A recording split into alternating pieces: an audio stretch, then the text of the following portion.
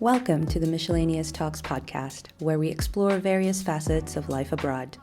From the exhilarating life on the move, to the liminal spaces and identities we cultivate as travelers, to the ups and downs of language acquisition, to the ways we can nurture our mental and emotional well-being in this fast-paced world, we delve into it all.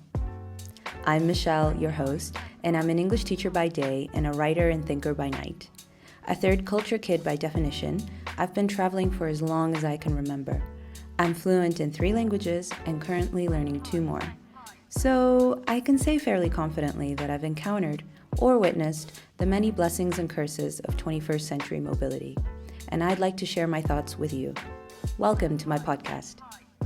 If you're not subscribed to my newsletter and podcast already, make sure you do so at www.miscellaneous.substack.com to stay up to date with new thought-provoking topics. Are you an expat who's been on the go for a few years now? Or are you someone who befriended a traveler who didn't end up staying? Do you have many friends you love, miss, and have lost touch with? Well, you're definitely not the only one. After living in 5 countries and counting, there are times I wonder what happened to so-and-so.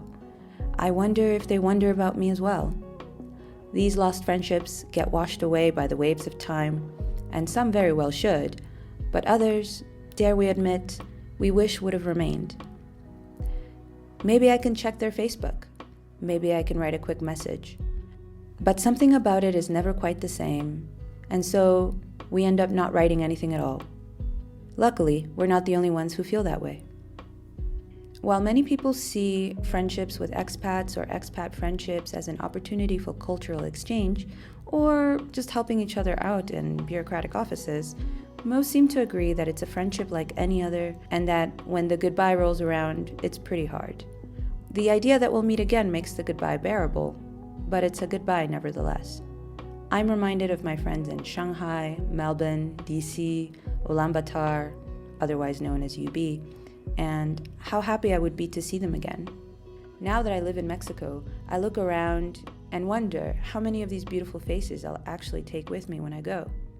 Wow, okay, that sounded strange. No need to check under my bed for dead bodies. You know what I mean. Before we go on any further, a word on vocabulary. I'm aware that the word expat comes with connotation that excludes certain people. Why are some people expats while others are immigrants? I just want to make it clear that I use the word expat in the truest sense of the word, based on etymology. The word comes from the Latin ex, which means out, and patria, which is Latin for native country or home country. On the other hand, if we look at the word immigrant, immigrant is anybody that has come to live in a country permanently. Im is Latin for into, and migrare, well, to migrate, to move. Therefore, all immigrants are expats, but not all expats are immigrants, at least according to the etymology. Any other meaning that we have ascribed to it as a society, in my opinion, comes from our society's own prejudice that the media encourages with their reporting. I'm not one of those. The words are used as appropriately as possible during this episode, so please keep that in mind. Now that we got that out of the way, you're listening to Miscellaneous Talks, where your host, Michelle, explores different facets of life abroad. If you're a traveler, immigrant, expat, or digital nomad, grab a bevy and strap in. Today's topic is about friendships that expatriates make abroad with other expatriates, immigrants, and locals, and the common challenges faced by these friendships made on the road. What are those challenges? Well, in my 10 plus years of existing in expat spaces, the fears, anxieties, and grief are often summed up in the following points. Friendships are short-lived, superficial, and easily forgotten post-departure. That's not to say that there aren't friendships that last, of course, because there are, but to ignore the tensions would be silly. These tensions are the same reasons that some expat immigrants will not open up to other expats anymore, because they don't want to go through the process of cultivating a relationship and getting close, only to let go when it's time for their new friend to leave. When you go through the process often, as expats normally do, either because they end up leaving or their friend ends up leaving, it can leave you feeling lonely and emotionally exhausted. I don't know the turnover rate for expats, but from where I'm standing, it seems that I'm going to a farewell party every 6 months or so, if not less. And more often than not, the reality is that the one shared interest that bound you together in one country is not enough to sustain a long-term friendship. So, inevitably, we fall out of touch, and I suspect that it leaves a sense of grief that we often don't care to admit. Personally speaking, as tough as I am, I know that after 5 countries and surfing several friend groups, I arrived in Mexico a closed shell, unwilling to open up, which was surprising to me considering I've had a good attitude about goodbyes all my life. 32 years, I suppose, eventually took a toll, and after many late-night conversations with my friends, I know I'm not the only one who feels this way. It's the name of the game. We signed up for this.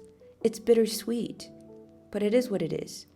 This is what we agree on as we take another swig. But what are the rules for when you really do want to stay in touch with a person and you want to make sure that they remain in your life and that you remain in theirs? That's what we're going to talk about today. Pitfall number 1, short-lived friendships. Expat friendships and/or friendships with expats are notoriously short-lived. Long-lasting is not exactly what comes to mind when we think of friends abroad. Not beyond a few months to a couple of years anyway. A recent poll in the UK states that the average friendship lasts 17 years. Another survey states that the average friendship lasts 10 years. And that's just when you're back home. I look for stats on the length of the average expat friendship or friendship with an expat, and I found nothing. Nada. Zilch. And I'm willing to bet that it's far less than 10 years anyway. So what do we do? One way to deal with this is to remember that a friendship is a relationship like any other. And so we have to water it like any relationship too, by giving it the 5 A's.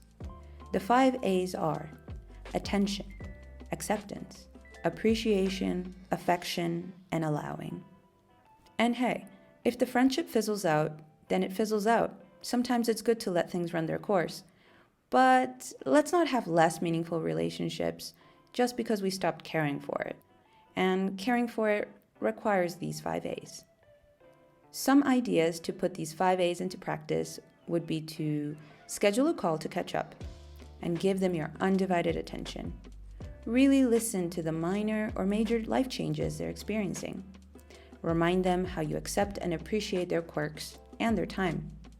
Tell them, or show them, that you miss them. Dare to be a little bit affectionate. And allow them to be as boring, uninteresting, overbearing, quirky, and as weird as they want to be. In a good friendship, they'll be doing the same for you. If they're really great, and it's within both your means to do so, hey, what the heck? Plan to meet each other in other countries. Commit to writing each other every few months. And jot down birthdays in your calendar. You'll see how quickly the pulse will begin to pick up. It's the stuff of life. Another common challenge is that friendships are often superficial. Short-lived and superficial kind of go hand in hand because if you're making new friends every day, then there's not enough time to give each connection the depth that they may deserve. If that's your vibe, that's totally okay. But for a lot of people it isn't, because this is precisely the reason that suddenly a weird feeling of loneliness befalls you while you're in a room full of amazing people. You look around and realize that they don't know your sibling is ill, or that your pet just died. And even if it's on you to share, you somehow don't feel comfortable sharing that without seeming like a Debbie Downer. Why? Because you know that if the mood is not lively, then there's nothing beneath the surface.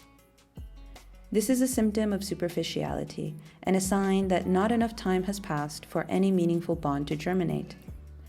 In that time, you may decide that they're just not the right folks, so you write them off, and maybe you look for more friends that hopefully you click with right away. But then it happens again. This is the start of a cycle where loneliness brought forth by fast-paced living leads us to make friends to kick it with, but never quite to connect with at a deeper level. Rinse and repeat until you're burned out and prefer to watch endless hours of Netflix till your mind goes numb. In 2018, a study by Professor Jeffrey Hall suggested that it takes the average adult roughly 50 hours of time together to move from mere acquaintances to casual friends. To take the friendship to the next level, it may take more than 200 hours. This same research suggests that talking about topics like pets, work, sports, and music contributed to growing apart faster than those who balanced it out with serious talks about life. So how can we combat superficiality? To escape the trap of frivolous and superficial friendships, we gotta try varying our activities together. Hanging out at bars is great, and watching movies is great. But maybe we can diversify. Have game nights and dinner nights.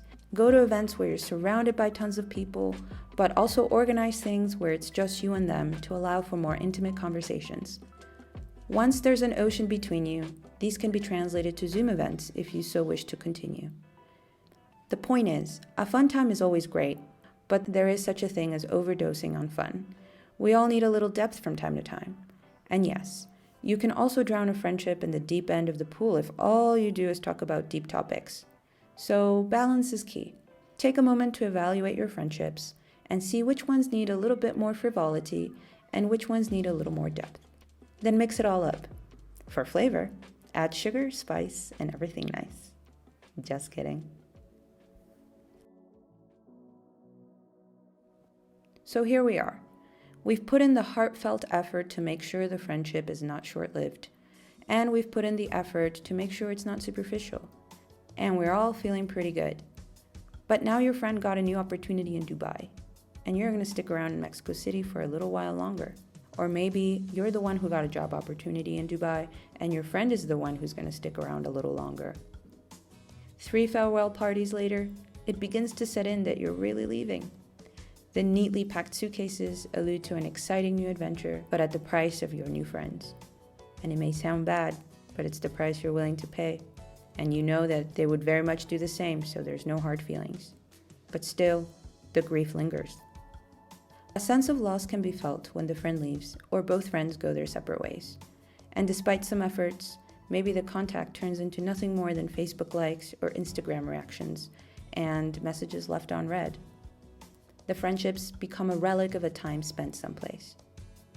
I know that I've learned the hard way that if new memories aren't actively created, then the only common bond that remains is the past. And as time moves forward, that past gets further and further away. Sometimes we're lucky enough to end up in a friendship that feels the same no matter how much time has passed. But that's not the default, and I'm afraid that gives the impression that no effort is required. So what to do? Well, first things first, acknowledge the loss. Acknowledge that there will be no more trips to the OXXO for a 6-pack, no more Wednesday night movies, and no more Monday night game nights. No more walking to each other's places at a moment's notice. No more arguing about who organizes the next gathering or who owes who what for last weekend's pizza. And no frequent texts regarding all these things. And yes, all of these are little losses. But then we have to be willing to look at loss in the eye before doing something creative with it. For example, you can take those Wednesday night movies and turn them into Zoom meetings where you talk about movies and catch up. Or you can turn Monday night game nights into an online date. It could be every month, every 2 months, every 3 months, but the idea would be to stick to the schedule. Or who knows, maybe you can chuck that all out the window and just create new contacts together.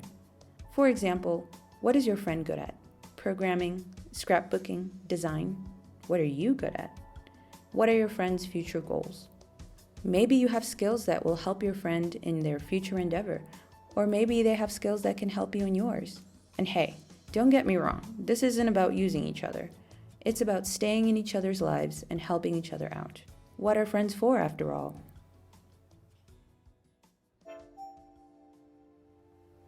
So there you have it. These are the 3 challenges that expats experience when making friends abroad, and what the people who are curious enough to befriend them experience too. Hopefully, this episode can help you approach your friendships at home or abroad or anywhere in between with a little more intention. If all else fails, remember, sending each other memes is still a love language and an excellent icebreaker. You've just listened to Miscellaneous Talks with your host, Michelle. If you liked today's episode, make sure to like, subscribe, and comment at www.miscellaneous.substack.com. Catch you on the next one.